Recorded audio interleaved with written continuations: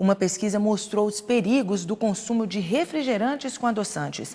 O estudo ainda relata que a ideia do consumo da bebida diet para evitar o açúcar não resolve o problema e pode também trazer sérios prejuízos à saúde. Os refrigerantes light, diet ou zero recebem adoçantes artificiais ao invés de açúcar. Mas, mesmo assim, pesquisadores afirmam que não há evidência científica de que esses adoçantes previnam a obesidade. Os cientistas disseram que as bebidas dietéticas correspondem a 1/4 do consumo global de bebidas doces, mas que eles não são taxados com a mesma rigidez que as bebidas com açúcar. Apesar de pouco calóricas, as bebidas com adoçantes artificiais podem desencadear o consumo compulsório de comida, por estimular os receptores do sabor doce. O problema das enchentes é crônico em muitas cidades brasileiras. As inundações, além de danos materiais, podem provocar doenças e deixar pessoas desabrigadas. Uma especialista da área jurídica orienta que, nesses casos, o trabalhador pode sim utilizar o fundo de garantia. Acompanhe. O problema das enchentes passou a ser comum na vida das populações de algumas cidades. Infelizmente, todo ano é a mesma coisa. Entre os meses de dezembro e março, com as chuvas, uma série de estragos que quase sempre poderiam ser evitados, causando muitos prejuízos aos moradores, afetando desde bens materiais até riscos à saúde ao andar pela enchente. Uma especialista da área jurídica afirma que as pessoas prejudicadas pelas enchentes podem ter o ressarcimento. Geralmente sim, porém alguns casos têm que ser melhor observados, porque senão o poder público vira um segurador universal. Você concorda? E isso não é possível porque não existe nem possibilidade de verba para isso. O que ocorre é aquelas situações onde o poder público foi omisso e era previsto e previsível que aquele fator, de dano ocorresse, aí sim ele deve ser acionado para indenizar os prejuízos causados a uma pessoa ou a uma comunidade. O cidadão tem direito a ser indenizado materialmente dos prejuízos que ele sofreu por conta desse alagamento, por conta dessa chuva, da perda disso tudo. Ou ele pode estar sendo indenizado moralmente, no caso de, por exemplo, a perda de um ente querido, um problema de saúde que decorreu da enchente, uma hospitalização. E não só o patrimônio físico dele, como eletrodomésticos, eletroeletrônicos e móveis, veículos, que isso seria a indenização material, mas também os danos estéticos eventualmente sofridos, Vamos dizer que a pessoa teve aí amputação de uma perna, ou teve um problema sério físico decorrente disso. A advogada adverte que, se preciso, a pessoa pode utilizar o fundo de garantia. O fundo de garantia pode estar sendo levantado pelo cidadão, pelo trabalhador que tem a sua conta vinculada no fundo de garantia por tempo de serviço, e ele utilizar esse saldo da conta vinculada para esse tipo de problema que ele sofre, que ele precisa de recursos para se recompor a qualidade de vida da família. E a Igreja Adventista do 7º Dia realiza um projeto com os jovens durante as férias e tem como objetivo fazer trabalhos voluntários em todo o Brasil. O nome dessa missão é uma homenagem a um personagem bíblico chamado Caleb, que mesmo na velhice disse para Deus que queria fazer um pouco mais. Um grupo de jovens de São Paulo está realizando esse trabalho na cidade de Cunha. E o repórter setorial conversa com eles na entrevista de hoje.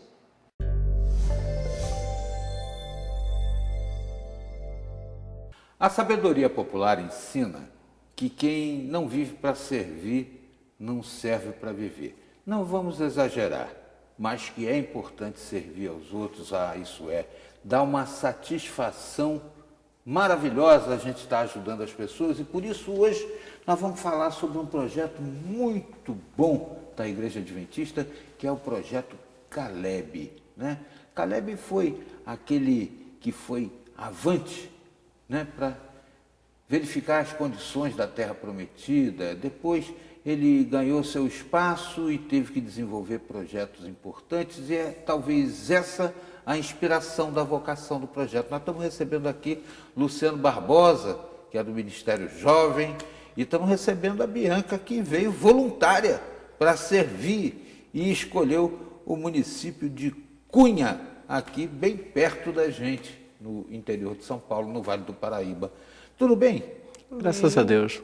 Eu queria, Luciano, em princípio, que você falasse um pouco mais, com a profundidade que tem, a respeito de quem foi Caleb e a importância, né, desse modelo para todos nós.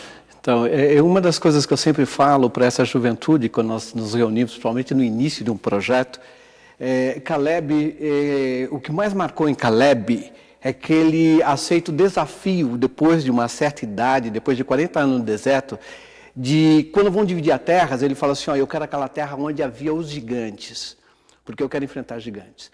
E Caleb, ele tem um lema assim, viver suas férias no topo, porque ele enfrenta gigantes.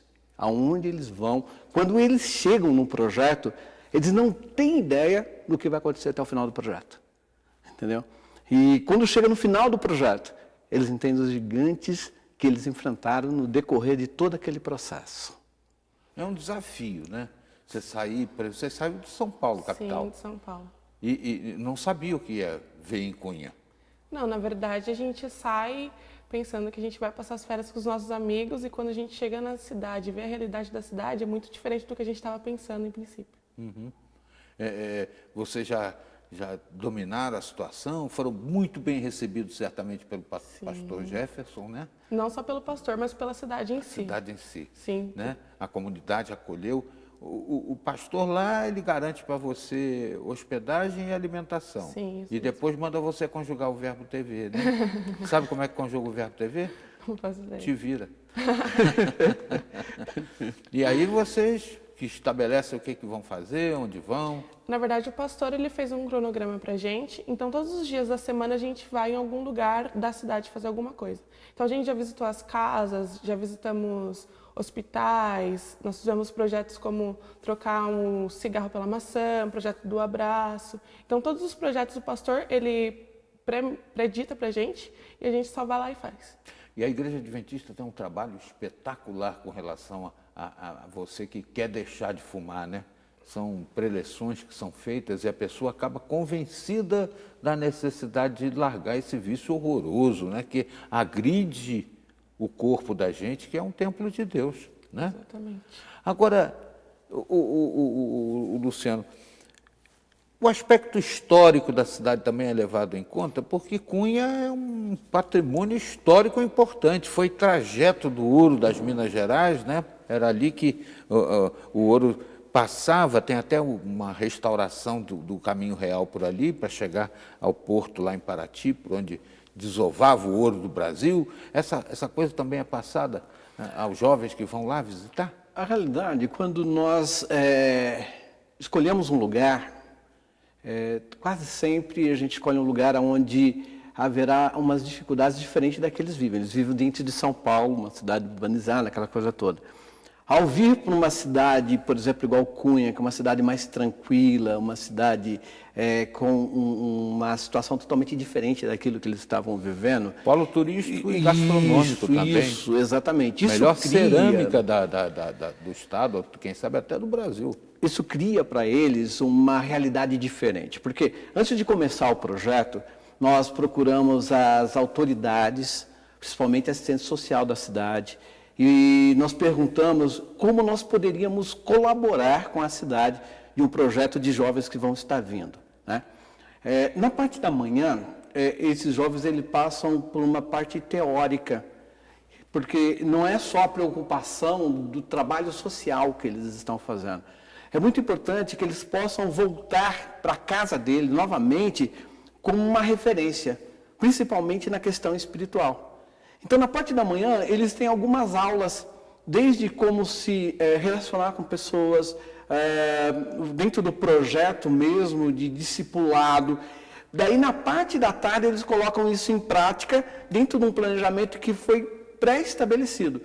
No caso aqui, o pastor Jefferson procurou Santa Casa, assistência social e tudo mais, para colocar a pauta de que ia ser feito cada dia. Então, cada dia ele tem algo que está acontecendo, que vai acontecer dentro da realidade da igreja. A gente não pode esquecer isso, dentro da realidade da igreja. Às vezes você tem um projeto que precisa ser feito dentro da igreja, entendeu? O projeto social precisa ser feito dentro da igreja. Tem pessoas que necessitam. Então, você faz essa análise ou dentro da própria sociedade, junto com a autoridade, com as autoridades. Então, quando eles saem, todos os dias, esses 15 dias que eles fizeram, estão terminando, então cada dia tem uma sementinha que eles vão estar ali plantando. Mas o que eu acho mais gostoso do Projeto Caleb, se posso dizer assim, que quando você sai para um Projeto Caleb, por mais que você faça esse planejamento, você sempre vai deparar com uma situação diferente. Você vai encontrar pessoas que estão precisando... Já teve Projeto Caleb, que nós fizemos todo esse planejamento, e aí eles visitando uma casa, descobriram que a senhora não tinha nem porta para entrar na casa. Que horror. Era assim algo... Então todo o Caleb mudou de rumo, e naqueles 15 dias, eles reformaram aquela casa, colocaram porta, pintaram para aquela senhora que eles acharam no decorrer. Muito legal. Agora, eu soube que vocês também, quando vão a instituições em que tem pessoas ali tristes, deprimidas, que estão internadas, né? Quem sabe até a própria Santa Casa de Cunha, que há aí um ministério cantante, né? Uma inconfidência, a Bianca canta para as pessoas, canta e encanta. Não sei se ela vai poder cantar aqui. Vamos ver na sequência da entrevista.